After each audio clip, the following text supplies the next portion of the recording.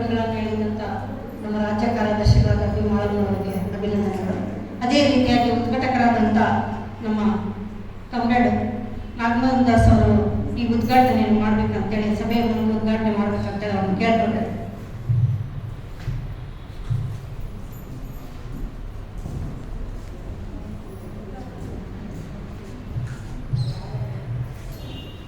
ಎಲ್ಲರಿಗೂ ನಮಸ್ಕಾರ. ಈ ಕಾರ್ಯಕ್ರಮದ ಅಧ್ಯಕ್ಷತೆಯನ್ನು ವಹಿಸಿರ್ತಕ್ಕಂಥ ರೇಣುಕಮ್ಮನವರೇ, ಆತ್ಮೀಯರಾದಂಥ ಶ್ರೀಯುತ ಯು ಬಸವರಾಜರವರೇ, ಮಾಳಮ್ಮನವರೇ, ವೇದಿಕೆ ಮೇಲಿರ್ತಕ್ಕಂಥ ಎಲ್ಲ ಗಣ್ಯರೇ, ಇಲ್ಲಿ ನೆರೆದಿರ್ತಕ್ಕಂಥ ಶ್ರೀಯುತ ಬಸವರಾಜ್ ಅವರು ಈ ರೀತಿ ಒಂದು ಕಾರ್ಯಕ್ರಮ ಇದೆ, ನೀವು ಬರಬೇಕು ಅಂತಂದಾಗ ನಾನು ಒಪ್ಕೊಂಡು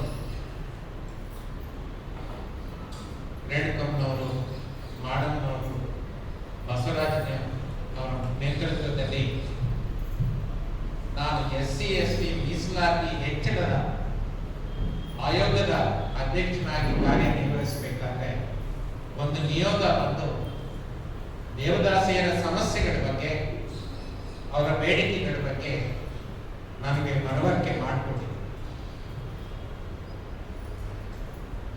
ನಾನು ಕಳೆದ ವರ್ಷ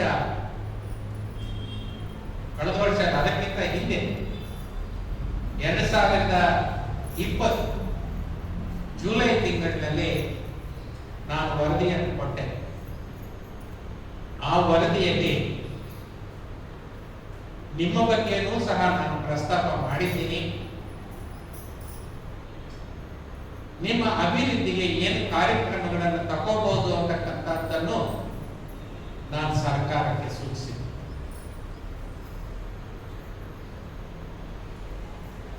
ಆದರೆ ಬಹಳ ಮುಖ್ಯವಾಗಿ ನೀವು ಗಮನಿಸಬೇಕಾಗಿರ್ತಕ್ಕಂಥದ್ದು,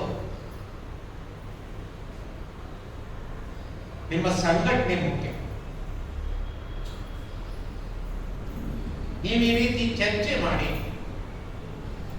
ಪ್ರಜಾಪ್ರಭುತ್ವ ನಿರ್ಣಯಗಳನ್ನು ತಗೊಂಡು ಹೋರಾಟಗಳ ಮುಖಾಂತರ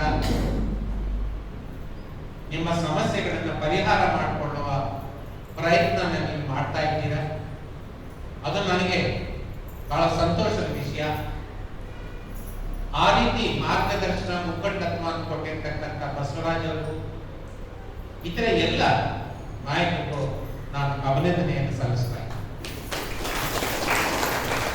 ನಾನಿವತ್ತು ಸಂಕ್ಷಿಪ್ತವಾಗಿ ಕೆಲವು ವಿಚಾರಗಳನ್ನು ನಿಮಗೆ ಹೇಳಿ, ನಿಮ್ಮ ಸಮಸ್ಯೆಗಳ ಬಗ್ಗೆ ನಾನು ಚರ್ಚೆ ಮಾಡಬೇಕಾಗ ನೀವು ಚರ್ಚೆ ಮಾಡಿ. ಜಗತ್ತಿನಲ್ಲಿ ಒಟ್ಟು ಜನ ಇದ್ದಾರಲ್ಲ, ಅದರಲ್ಲಿ ಅರ್ಧದಷ್ಟು ಮಾಡಿದ್ದೀವಿ.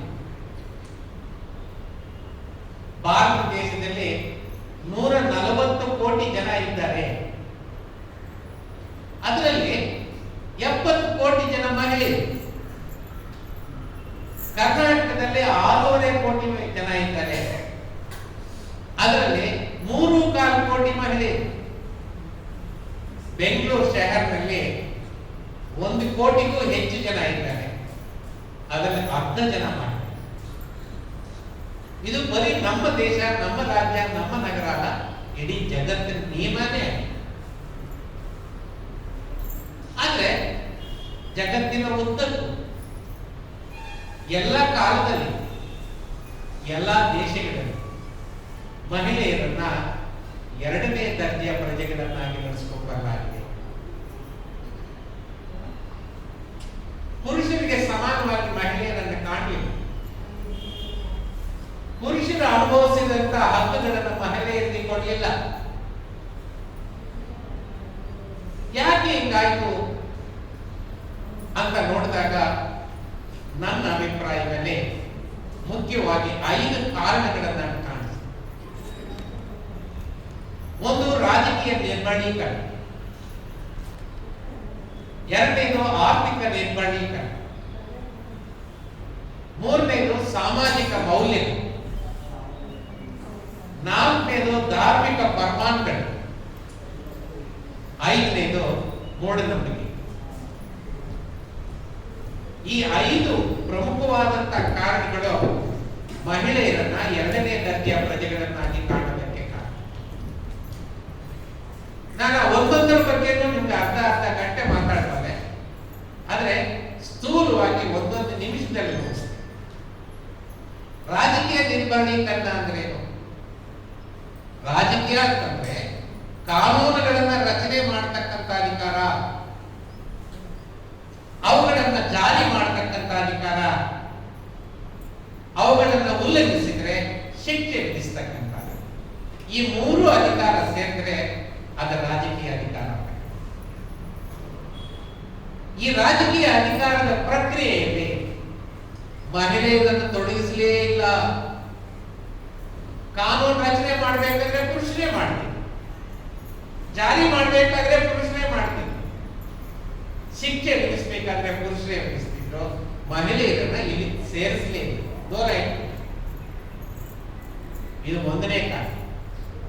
ಎರಡನೇ ಕಾರಣ ಏನಂತಂದ್ರೆ ಆರ್ಥಿಕವಾಗಿ ನಿಮಗೆ ಬಲಹೀನರನ್ನಾಗಿ ಮಾಡಿ. ನಾನು ಅನೇಕ ಕಡೆ ಹೋದಾಗ ಹಳ್ಳಿಗಳಲ್ಲಿ ಕೇಳ್ತಾ ಇದ್ದೆ, ಏನಮ್ಮ ತಾಯಿ ಏನ್ ಮಾಡ್ತಿದ್ಯಾ ಅಂತಂದ್ರೆ, ಏನು ಇಲ್ಲ, ನಾ ಮನೆಯಲ್ಲಿ ಇರೋದು. ಮನೆಯಲ್ಲಿ ಅಡಿಗೆ ಮಾಡಲ್ವಾ, ಪಾತ್ರೆ ತೊಳೆಯಲ್ವಾ, ಕಸ ಗುಡಿಸಲ್ವಾ, ಬಟ್ಟೆ ಹೋಗ್ಲಿಲ್ವಾ, ಅಡಿಗೆ ಮಾಡಲ್ವಾ, ಮನೆಯಲ್ಲಿರ್ತಕ್ಕಂಥ ಮುದುಕನ್ನೆಲ್ಲ ನೋಡ್ಕೊಡಲ್ವಾ, ಮಕ್ಕಳು ಮನೆಯನ್ನೆಲ್ಲ ನೋಡ್ಕೊಡಲ್ವಾ? ಇದು ಕೆಲಸ ಅಲ್ವಾ? ಹೌದಾ ಅಲ್ವಾ?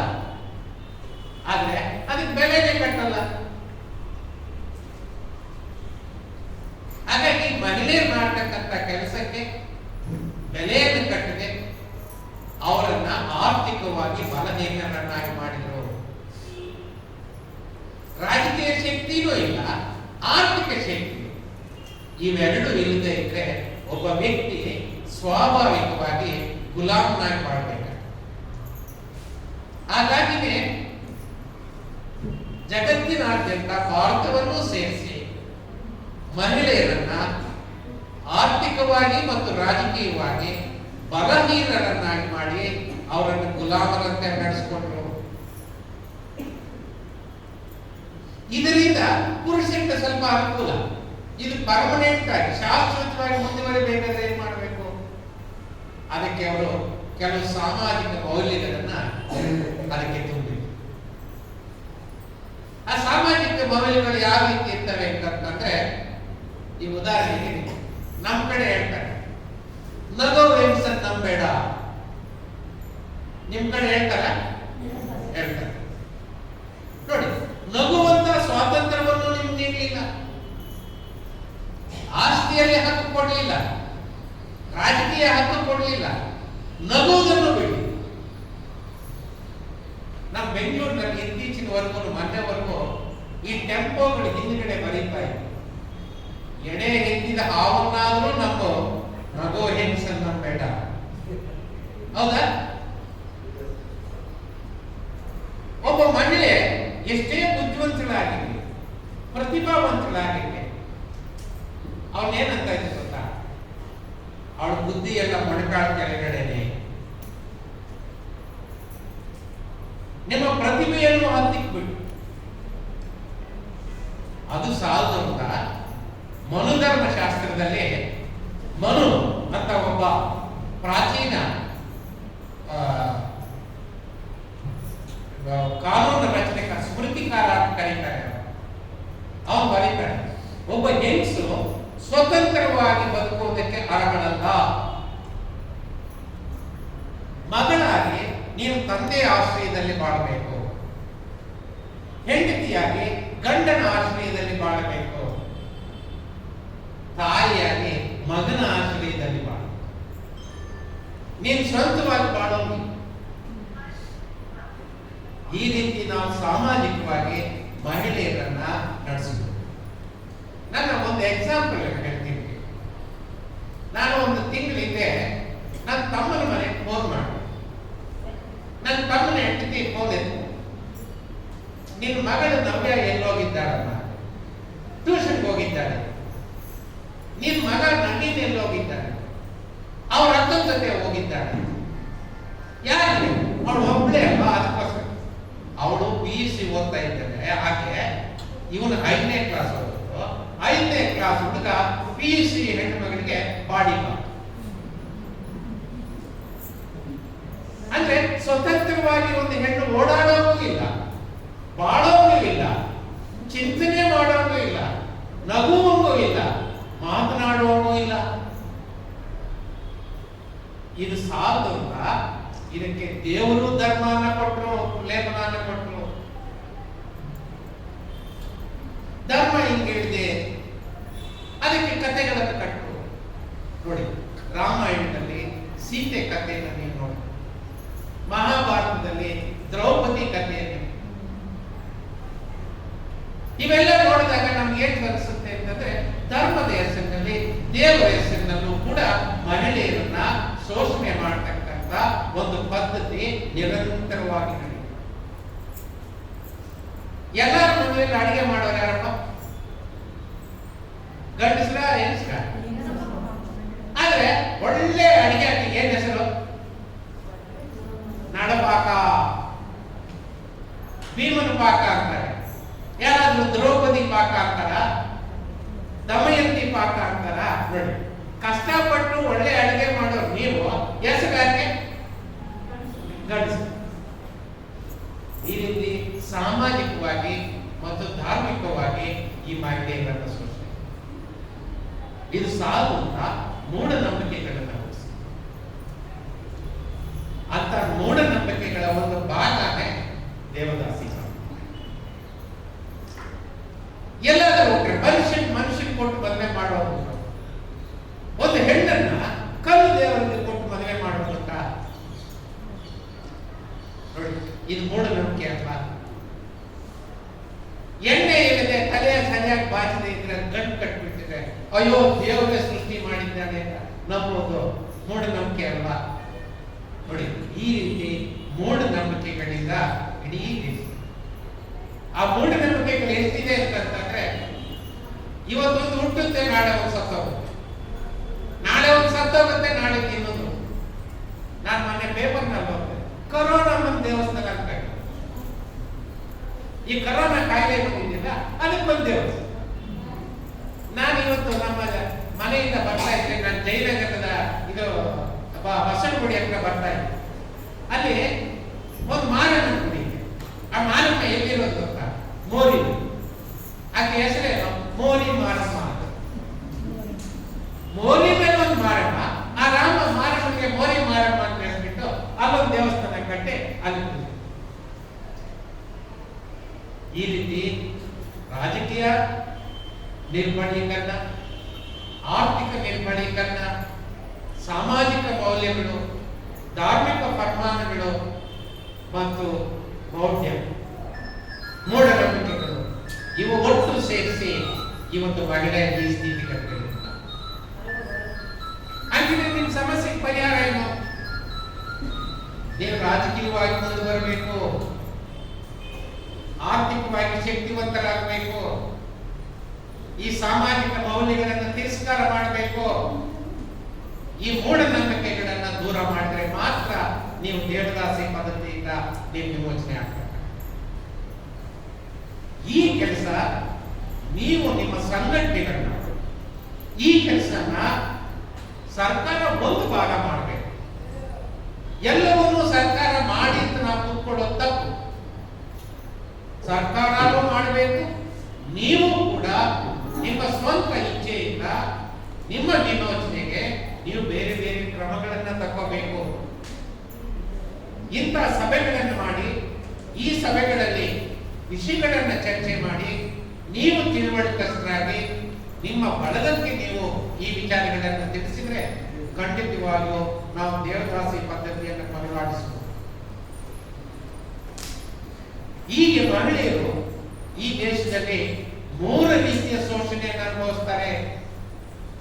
ಒಂದು, ಮಹಿಳೆಯರಾಗಿ ಲಿಂಗ ಅಸಮಾನತೆಯನ್ನು ಅನುಭವಿಸ್ತಾರೆ. ಎರಡನೇದಾಗಿ ನೀವೆಲ್ಲ ಬಡವರು, ಕಾರ್ಮಿಕರು, ದುಡಿಯುವ ವರ್ಗವಾಗಿ ವರ್ಗ ಅಸಮಾನತೆಯನ್ನು ಅನುಭವಿಸ್ತಾ ಇದ್ದೀರಾ. ಮೂರನೇದಾಗಿ ಅತಿ ಹೆಚ್ಚು ದೇವದಾಸಿಯರು ಪರಿಶಿಷ್ಟ ಜಾತಿ ಮತ್ತು ಪರಿಶಿಷ್ಟ ಪಂಗಡಕ್ಕೆ ಸೇರಿ ಜಾತಿ ವ್ಯವಸ್ಥೆಯಲ್ಲಿ ಅತಿ ಕೆಳಗಿರ್ತಕ್ಕಂಥವರು. ಹಾಗಾಗಿ ಜಾತಿ ವ್ಯವಸ್ಥೆಯ ಸಾಮಾಜಿಕ ಅಸಮಾನತೆಯನ್ನು ಅನುಭವಿಸ, ಲಿಂಗ ಅಸಮಾನತೆ, ವರ್ಗ ಅಸಮಾನತೆ ಮತ್ತು ಜಾತಿ ಅಸಮಾನತೆ, 3 ಅಸಮಾನತೆಗಳಿಂದ ನೀವು ಇವತ್ತು ನರಳುತ್ತಾ ಇದ್ದೀರಾ. ಇವು 3 ಕೂಡ ಒಂದಾದ ಮೇಲೆ ಒಂದಲ್ಲ, ಜೊತೆಯಾಗಿ ನೀವು ಅನುಭವಿಸ್ತೀರಿ. ಇದರಿಂದ ನೀವು ಹೊರಬರಬೇಕು. ಇದಕ್ಕೆ ಕಾನೂನುಗಳು ಬೇಡವಾದ್ರೆ ಬೇಕು, ಆದರೆ ಕಾನೂನು ಒಂದೇ ಸಾಕ ಇಲ್ಲ. ನಮ್ಮ ದೇಶದಲ್ಲಿ ಸ್ವಾತಂತ್ರ್ಯ ಬರೋದಕ್ಕಿಂತ ಮುಂಚೆ ದೇವದಾಸಿ ಪದ್ಧತಿಯ ರದ್ದುಯಾಗಿ ಕಾಯ್ದೆ ಬಂದಿತ್ತು. ಆ ನಂತರ 1982ರಲ್ಲಿ ಕರ್ನಾಟಕ ರಾಜ್ಯ ಸರ್ಕಾರ ದೇವದಾಸಿ ಪದ್ಧತಿ ನಿಷೇಧ ಕಾಯ್ದೆಯನ್ನ ಜಾರಿಗೆ ತಂದಿತು.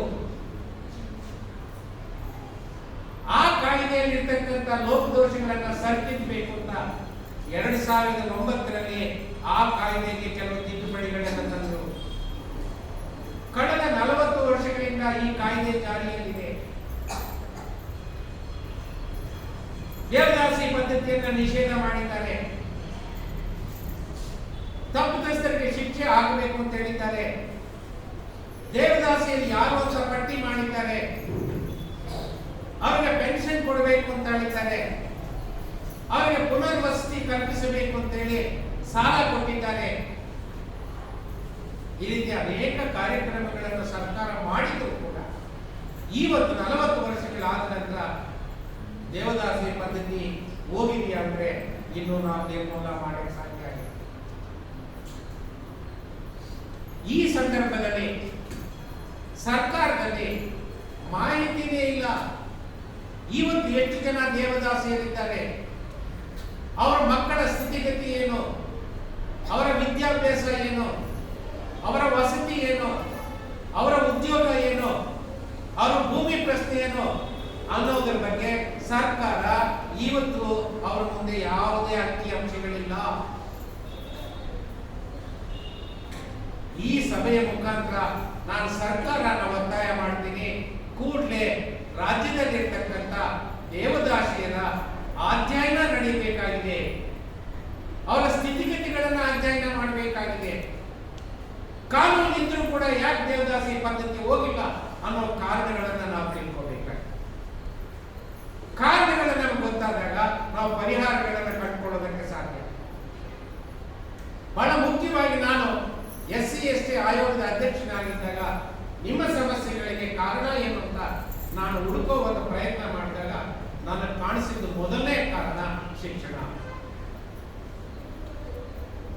ದೇವದಾಸಿಯರಿಗೆ ಶಿಕ್ಷಣ ಇಲ್ಲ, ದೇವದಾಸಿಯರ ಮಕ್ಕಳಿಗೆ ಶಿಕ್ಷಣ ಇಲ್ಲ. ಪ್ರಾಥಮಿಕ ಶಿಕ್ಷಣ ಇಲ್ಲದೆ ಇದ್ರೆ ನೀವು ಉನ್ನತ ಶಿಕ್ಷಣಕ್ಕೆ ಹೋಗೋಕೆ ಸಾಧ್ಯನೇ ಇಲ್ಲ. ಉನ್ನತ ಶಿಕ್ಷಣ ಇಲ್ಲದೆ ಇದ್ರೆ ಸರ್ಕಾರಿ ನೌಕರಿ ಸಿಗೋದೇ ಇಲ್ಲ. ಹಾಗಾಗಿ ಶಿಕ್ಷಣ ಕೊರತೆಯಿಂದ ಉದ್ಯೋಗ ಇಲ್ಲ, ಉದ್ಯೋಗ ಇಲ್ಲದೆ ಇರೋದ್ರಿಂದ ಮೀಸಲಾತಿ ಸೌಲಭ್ಯ ನಿಮ್ಗೆ ಸಿಗಲಿ. ನೋಡಿ, ಇದು ಒಂದಕ್ಕೊಂದು ಸಂಬಂಧ. ಹಾಗಾಗಿ ಮೀಸಲಾತಿ ನೀವು ಪಡಿಬೇಕಾದ್ರೆ ಉನ್ನತ ಶಿಕ್ಷಣ ನಿಮಗೆ SSLC ದಾಟಬೇಕಲ್ಲಪ್ಪ. PUC BA ಎಲ್ಲ ಮಿನಿಮಮ್. ಒಂದು ಅಟೆಂಡರ್ ಪೋಸ್ಟ್ಗೂ ಕೂಡ ನೀವು ಇವತ್ತು SSLC ದಾಟಿದ್ರೆ ತಾನೆ. ಆಗಿದ್ದಾಗ ಈ ದೇವದಾಸಿ ಮಕ್ಕಳಿಗೆ ಮೊದಲನೇದಾಗಿ ನಾವು ಮಾಡಬೇಕಾಗಿರ್ತಕ್ಕಂಥ ಕೆಲಸ ಶಿಕ್ಷಣವನ್ನು ನೀಡಬೇಕಾಗಿದೆ. ಒಂದು ಮಗು ಕೂಡ ಶಾಲೆಯಿಂದ ಹೊರಗಡೆ ಇರಕೂಡದು. ಪ್ರತಿಯೊಂದು ಮಗು ಕೂಡ ಉಚಿತವಾದಂತಹ ಶಿಕ್ಷಣ ಕೊಡಬೇಕು. ಪ್ರತಿಯೊಂದು ಮಗುಗೂ ಕೂಡ ಕಡ್ಡಾಯವಾದಂತಹ ಶಿಕ್ಷಣ ನೀಡಬೇಕು. ದೇವದಾಸಿಯ ಮಕ್ಕಳಿಗೆ ವಸತಿ ಶಾಲೆಗಳಲ್ಲಿ ಉಚಿತವಾದಂತಹ ಶಿಕ್ಷಣ ನೀಡಬೇಕು. ಈ ಕೆಲಸವನ್ನು ತುರ್ತಾಗಿ ಸರ್ಕಾರ ಮಾಡಬೇಕು. ಯಾವಾಗ ನಿಮ್ಮ ಮಕ್ಕಳಿಗೆ ಶಿಕ್ಷಣ ಸಿಗುತ್ತೋ ಅವರು ಉದ್ಯೋಗಕ್ಕೆ ಪ್ರಯತ್ನ ಮಾಡ್ತಾರೆ. ಉದ್ಯೋಗ ಸಿಕ್ಕಿದಾಗ ಕಾಳಮ್ಮನವರು ಹೇಳಿದಂಗೆ ಯಾರು ಕೂಡ ನಾವು ದೇವದಾಸಿ ಆಗಬೇಕು ಅಂತ ಬಯಸೋದು. ಹಾಗಾಗಿ ಮೊದಲನೇದು ಶಿಕ್ಷಣ. ಎರಡನೇದು ನಿಮ್ಮ ಬಡತನ ನಿವಾರಣೆ ಆಗಬೇಕು. ಬಡತನ ನಿವಾರಣೆ ಆಗಬೇಕು ಅಂತಂದ್ರೆ ನಿಮ್ ಕೈಗೆ ಒಂದಷ್ಟು ಕೆಲಸ ಸಿಗಬೇಕು. ಆ ಕೆಲಸಕ್ಕೆ ಒಂದಷ್ಟು ಕೂಲಿ ಸಿಗಬೇಕು. ಆ ಕೂಲಿಯಿಂದ ನೀವು ಎರಡೊತ್ತು ಊಟ ಮಾಡುವಂಗ ಆಗ್ಬೇಕು. ಆಗ ನೀವ್ಯಾರು ಈ ಕೆಲಸಕ್ಕೆ ಕೈ ಹಾಕಿ. ಹಾಗಾಗಿ ಎಲ್ಲ ದೇವದಾಸರಿಗೆ, ಅವ್ರ ಕುಟುಂಬಸ್ಥರಿಗೆ ನಾವೇನೋ ನಮ್ಮನ್ನು IAS ಆಫೀಸರ್ ಮಾಡಿ, IPS ಆಫೀಸರ್ ಮಾಡಿ, ಹೈಕೋರ್ಟ್ ಜಡ್ಜ್ ಮಾಡಿ ಅಂತ ಕೇಳ್ತಾ ಇಲ್ಲ. ಅವ್ರು ಕೇಳ್ತಾ ಇರೋದು ಕೈ ತುಂಬ ಕೆಲಸ ಕೊಡಿ, ಕೆಲಸಕ್ಕೆ ಸಮನಾದಂತ ಕೂಲಿ ಕೊಡಿ, ಎರಡೊತ್ತಿನ ಊಟ ಮಾಡಿಕೊಡೋಕೆ ಅವಕಾಶ ಮಾಡಿಕೊಡಿ. ಆ ಕೆಲಸನ ಸರ್ಕಾರ ತುರ್ತಾಗಿ ಮಾಡಬೇಕಾಗಿದೆ. ಮೂರನೇದಾಗಿ, ನಮ್ಮಲ್ಲಿ ಕಾನೂನಿನ ಅರಿವೇ ಇಲ್ಲ. ಅನೇಕ ಜನರಿಗೆ ಈ ರೀತಿ ಸರ್ಕಾರ ದೇವದಾಸಿ ಪದ್ಧತಿ ನಿಷೇಧ ಕಾಯ್ದೆ ಜಾರಿಗೆ ಬಂದಿದೆ. ಅದು ಆ ಪದ್ಧತಿಯನ್ನು ಅನುಸರಿಸಿದ್ರೆ, ಪ್ರೋತ್ಸಾಹಿಸಿದ್ರೆ, ಭಾಗಿಯಾದರೆ ಅವ್ರಿಗೆ ಶಿಕ್ಷೆ ಇದೆ ಅನ್ನೋ ತಿಳುವಳಿಕೆನೇ ಇಲ್ಲ. ಕಾನೂನಿನ ಅರಿವು ಬಹಳ ಮುಖ್ಯ. ಓದು ಬರಹ ಬಂದರೆ ಸಾಲದು, ಓದು ಬರಹದ ಜೊತೆಗೆ ಕಾನೂನಿನ ಅರಿವು ಮುಖ್ಯ. ಸಂವಿಧಾನದಲ್ಲಿ ನೀಡಿರ್ತಕ್ಕಂಥ ಹಕ್ಕುಗಳನ್ನ ನೀವು ಅನುಭವಿಸಬೇಕಾಗಿದೆ. ಅನೇಕ ಕಾನೂನುಗಳಲ್ಲಿರ್ತಕ್ಕಂಥ ಹಕ್ಕುಗಳನ್ನ ನೀವು ಅನುಭವಿಸಬೇಕಾಗಿದೆ. ನಿಮ್ಗೆ ತಿಳುವಳಿಕೆ ಮುಖ್ಯ. ನಿಮ್ಗೆ ತಿಳುವಳಿಕೆಯ ಕೊರತೆಯಿಂದ ನಿಮ್ಮ ಹಕ್ಕುಗಳನ್ನ ಬೇರೆಯವರು ಕಸಿದುಕೊಂಡಾಗ ನೀವು ಸುಮ್ಮನೆ ಇರ್ತೀರಾ. ಹಕ್ಕುಗಳನ್ನು ಅನುಭವಿಸಿಕೊಳ್ಳೋದಕ್ಕೆ ನೀವು ಮುಂದಾಗೋದಿಲ್ಲ. ಹಾಗಾಗಿ ಇಂಥ ಕಾರ್ಯಾಗಾರಗಳು, ಇಂಥ ಹೆಚ್ಚು ಕಾರ್ಯಾಗಾರಗಳು ನಿಮ್ಮ ಹಕ್ಕುಗಳ ಬಗ್ಗೆ ತಿಳಿಸುವಂತ, ಯೋಜನೆಗಳ ಬಗ್ಗೆ ತಿಳಿಸುವಂತ, ಕಾರ್ಯಕ್ರಮಗಳ ಬಗ್ಗೆ ತಿಳಿಸುವಂತ, ಅದರ ಅನುಷ್ಠಾನಕ್ಕೆ ಪ್ರಯತ್ನ ಮಾಡತಕ್ಕಂತ ಕೆಲಸ ನಡೀಬೇಕಾಗಿದೆ. ಇದರ ಜೊತೆಗೆ ನಿಮ್ಮಲ್ಲಿರ್ತಕ್ಕಂಥ ಮೂಢನಂಬಿಕೆಗಳು ನೀವು ತೊಲಗಿಸ್ಕೋಬೇಕು. ಆ ಮೂಢನಂಬಿಕೆಗಳನ್ನ ನಾವು ತೊಲಗಿಸದೇ ಇದ್ರೆ ನಾವು ಈ ಸಮಸ್ಯೆಯಿಂದ ಹೊರಬರೋದಕ್ಕೆ ಸಾಧ್ಯ. ಹಾಗಾಗಿ ಯಾರೋ ದೇವರು ಹೇಳಿದ್ದಾರೆ, ಯಾರೋ ನಮ್ಮ ಹಿರಿಯರು ಹೇಳಿದ್ದಾರೆ, ಯಾರೋ ಒಬ್ಬ ಮಹಾತ್ಮ ಹೇಳಿದ್ದಾರೆ ಅಂತ ನಂಬಬೇಡಿ. ಪ್ರತಿಯೊಂದನ್ನು ಪ್ರಶ್ನೆ ಮಾಡಿ, ವಿಚಾರ ಮಾಡಿ, 10 ಜನಕ್ಕೆ ಅನುಕೂಲ ಆಗುತ್ತಾ ಅಂತ ನೋಡಿ. ಆಗಿದ್ರೆ ಮಾತ್ರ ಅದನ್ನು ನಂಬಿ. ಹಾಗಾಗಿ ಆ ವೈಜ್ಞಾನಿಕ ಚಿಂತನೆಯನ್ನು ನೀವು ಬೆಳೆಸ್ಕೋಬೇಕು. ಆ ವೈಜ್ಞಾನಿಕ ಚಿಂತನೆಯನ್ನು ನೀವು ಬೆಳೆಸ್ಕೊಂಡ್ರೆ ಮೌಢ್ಯ ನಿಮ್ಮಿಂದ ನಿಮಗೆ ದೂರ ಆಗುತ್ತೆ. ಆ ಮೌಢ್ಯನ ದೂರ ಮಾಡದೆ ನಿಮ್ಮ ಸಮಸ್ಯೆಗೆ ನೀವು ಪರಿಹಾರ ಕಂಡುಕೊಳ್ಳಬೇಕು ಸಾಧ್ಯ. ಆ ನಿಟ್ಟಿನಲ್ಲೂ ಕೂಡ ನಿಮ್ಮ ಈ ರಾಜ್ಯ ಶಕ್ತಿ ಹೆಚ್ಚು ಈ ವಿಚಾರವಂತರಾಗಿ ನಿಮ್ಮ ಜನಕ್ಕೆ ಇದನ್ನ ತಿಳಿಸಿ, ಆ ಮುಖಾಂತರ ಮೌಢ್ಯನ ಜನರಿಂದ ದೂರ ಮಾಡುವಂತ. ಸುಮಾರು 2 ವರ್ಷಗಳ ಹಿಂದೆ, 4 ವರ್ಷಗಳ ಹಿಂದೆ ಕರ್ನಾಟಕದಲ್ಲಿ ಮೌಢ್ಯ ಆಚರಣೆಯ ನಿಷೇಧ ಕಾಯ್ದೆ ಜಾರಿಗೆ ಬಂತು.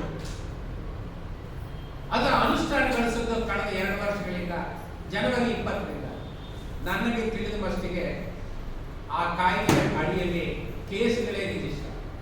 ಅಂದ್ರೆ ಮೌಢ್ಯಾಚಾರ ಹೋಗಿದೆ ಅಂತ ಇಲ್ಲ, ಮೌಢ್ಯಾಚಾರ ಇದೆ. ಆದ್ರೆ ಕಾನೂನು ಪರಿಣಾಮಕಾರಿಯಾಗಿ ಕೆಲಸ ಮಾಡ್ತಾ ಇಲ್ಲ ಅಂತಕ್ಕಂಥದ್ದು ಮೇಲ್ನೋಟಕ್ಕೆ ನಮಗೆ ಕಾಣಿಸ್ತಾ ಇದೆ. ಹಾಗಾಗಿ ನೀವೆಲ್ಲ ಈ ಮೌಢ್ಯದಿಂದ ದೂರ ಬನ್ನಿ. ಆ ಮೌಢ್ಯ ಎಂತ ಕೆಟ್ಟ ಮೌಢ್ಯ ಇದೆ ಅಂತಂದ್ರೆ ಈ ದೇವದಾಸಿ ಪದ್ಧತಿ, ಸತಿ ಪದ್ಧತಿ, ಮಕ್ಕಳ ಮದುವೆ, ವಿಧವೆಯರು ಮದುವೆ ಮಾಡ್ಕೋಬಾರ್ದು ಅಂತ ಈ ತರ ಅನೇಕ ಸಾಮಾಜಿಕ ಅನಿಷ್ಟಗಳನ್ನ ನಮ್ಮ ಸಮಾಜದಲ್ಲಿ ಬಾಲಯ್ಯ ಹತ್ಯೆ ಕೆಲವು ಕಾನೂನುಗಳನ್ನ ಪರಿಣಾಮವಾಗಿ, ಶಿಕ್ಷಣದ ಬೆಳವಣಿಗೆಯ ಪರಿಣಾಮವಾಗಿ ನಾವು ಒಂದಷ್ಟು ಕೊನೆಗಾಣಿಸೋದಕ್ಕೆ ಸಾಧ್ಯ. ಇವತ್ತು ನಾವು ಸತಿ ಪದ್ಧತಿಯನ್ನು ಎಲ್ಲೂ ಕಾಣ್ತಾ ಇಲ್ಲ. ವರದಕ್ಷಿಣೆ ಕಡಿಮೆಯಾಗಿದೆ, ಬಾಲಯ್ಯ ಹತ್ಯೆ ಕಡಿಮೆಯಾಗಿದೆ. ಇತರ ಅನೇಕ ವಿಚಾರಗಳಲ್ಲಿ ಮಹಿಳೆಯರು ಕಾನೂನುಗಳಿಂದ ಒಂದಷ್ಟು ಸಹಾಯ ಪಡೆದಿದ್ದಾರೆ. ಹಾಗಾಗಿ ಕಾನೂನುಗಳು ಬೇಡವೇ ಬೇಡ ಅಂತಕ್ಕಂಥದ್ದು. ಆದರೆ ಕಾನೂನು ಒಂದೇ ಸಾಕು. ಕಾನೂನಿನ ಜೊತೆಗೆ ಅವುಗಳನ್ನು ಜಾರಿಗೊಳಿಸ್ತಕ್ಕಂಥ ಇಚ್ಛಾಶಕ್ತಿ ಕೂಡ ಸರ್ಕಾರ ಅವುಗಳನ್ನು ಅನುಷ್ಠಾನಗೊಳಿಸುವ ವಿಚಾರದಲ್ಲಿ ನಿಮ್ಮಂತ ಜನರಿಗೆ ಕಾನೂನಿನ ಅರಿವು ಅಗತ್ಯ ಇದೆ. ಆ ನಿಟ್ಟಿನಲ್ಲಿ ನಾವೆಲ್ಲ ಕೆಲಸ ಮಾಡಿದ್ರೆ ನಮ್ಮ ಸಮಸ್ಯೆಗಳು ಪರಿಹಾರ ಆಗೋದಕ್ಕೆ ಸಾಧ್ಯ ಆಗುತ್ತೆ. ನಿಮ್ಮ ಎಲ್ಲ ಬೇಡಿಕೆಗಳನ್ನ ನಾನು ಓದಿ, ಈ ಎಲ್ಲ ಬೇಡಿಕೆಗಳು ಯಾವುದೂ ಕೂಡ ಉತ್ಪ್ರೇಕ್ಷೆಯ ಬೇಡಿಕೆ ಅಲ್ಲ, ನ್ಯಾಯಸಮ್ಮತವಾದಂತಹ ಬೇಡಿಕೆಗಳು. ಸರ್ಕಾರ ಈ ಬೇಡಿಕೆಗಳಿಗೆ ಸ್ಪಂದಿಸಬೇಕು, ಈ ಜನಸಮುದಾಯಕ್ಕೆ ಪರಿಹಾರವನ್ನು ಒದಗಿಸಬೇಕು. ಆ ಮುಖಾಂತರ ದೇವದಾಸಿ ಪದ್ಧತಿಯ ನಿರ್ಮೂಲನೆಗೆ ಸರ್ಕಾರ ಕಂಕಣಬದ್ಧವಾಗಿ ಕೆಲಸ ಮಾಡಬೇಕಾಗಿದೆ.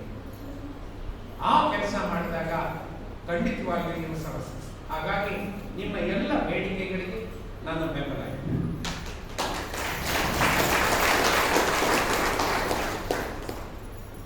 ರೇಡ್ಕಂನವರು ಕಾಳಂನವರು ನನ್ನನ್ನು ಬಳ್ಳಾರಿಗೆ ಬರಬೇಕು ಅಂತ 2-3 ಸಲ ನನ್ನನ್ನು ವಿನಂತಿ ಮಾಡಿದ್ರು. ನಾನು ಮುಂದೊಂದು ಸಲ ಬರ್ತೀನಿ, ಬಸವರಾಜ್ ಅಂತ ನಾನು ಮಾತಾಡಿ ನಾನು ಬಂದು ನಿಮ್ಮ ಊರಿನಲ್ಲಿ 1-2 ದಿವಸ ಇದ್ದು ನಿಮ್ಮ ಪ್ರದೇಶದಲ್ಲಿ 4-5 ಜಾಗಗಳಲ್ಲಿ ಕಾನೂನಿನ ಅರಿವಿನ ಕಾರ್ಯಕ್ರಮನ ನಾವು ಮಾಡೋಣ. ಆ ಮುಖಾಂತರ ಜನರಿಗೆ ಅವರ ಹಕ್ಕುಗಳ ಬಗ್ಗೆ ತಿಳಿಪಡಿಸೋಣ. ಆ ತಿಳುವಳಿಕೆ ಪಡೆದರೆ ಅವರು ತಮ್ಮ ಹಕ್ಕುಗಳನ್ನು ಕಾಪಾಡಿಕೊಳ್ಳೋದಕ್ಕೆ ಮುಂದಾಗುವಂಥ ಶಕ್ತಿ ಅವ್ರಿಗೆ ಕೊಡುವಂಥ ಪ್ರಯತ್ನ ನಾನು ಮಾಡ್ತೀನಿ. ನಿಮ್ಮ ಜೊತೆ ನಾನು ಇರ್ತೀನಿ. ನಿಮ್ಮ ಬೇಡಿಕೆಗಳಿಗೆ ನನ್ನ ಬೆಂಬಲ ಇದೆ. ನಿಮ್ಮ ಅರಿವನ್ನು ಹೆಚ್ಚಿಸುವುದರಲ್ಲಿ ನನ್ನನ್ನು ನಾನು ತೊಡಗಿಸ್ಕೊಳ್ತೀನಿ. ನಿಮ್ಮೆಲ್ಲರಿಗೂ ಒಳ್ಳೆಯದಾಗಲಿ. ಆದಷ್ಟು ಬೇಗ ಈ ಸಮಾಜದ ಪಿಡುಗಾದ ದೇವದಾಸಿ ಪದ್ಧತಿ ನಿರ್ಮೂಲನ ಆಗಲಿ. ನೀವು ಉತ್ತಮವಾದಂಥ ಚರ್ಚೆಗಳು ಮಾಡಿ ಸರಿಯಾದಂಥ ನಿರ್ಣಯಗಳನ್ನು ತಗೊಂಡು ಆ ನಿರ್ಣಯಗಳಿಗೆ ಪ್ರಜಾಪ್ರಭುತ್ವ ಚೌಕಟ್ಟಿನಲ್ಲಿ ನೀವು ಹೋರಾಟಗಳ ಮಾಡೋದರ ಮುಖಾಂತರ ನಿಮ್ಮ ಸಮಸ್ಯೆಗೆ ನೀವು ಪರಿಹಾರ ಕಂಡುಕೋಬೇಕು.